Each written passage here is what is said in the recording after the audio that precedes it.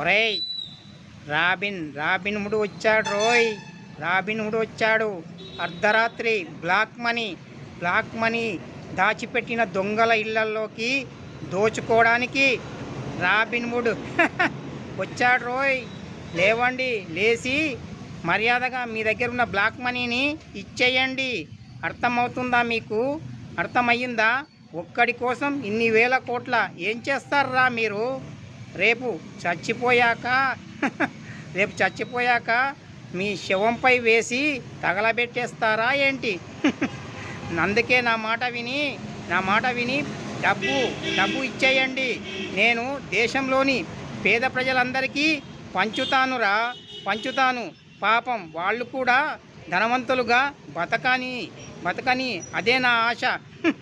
Robin hood అంటే తమాషాలు కాదు. Black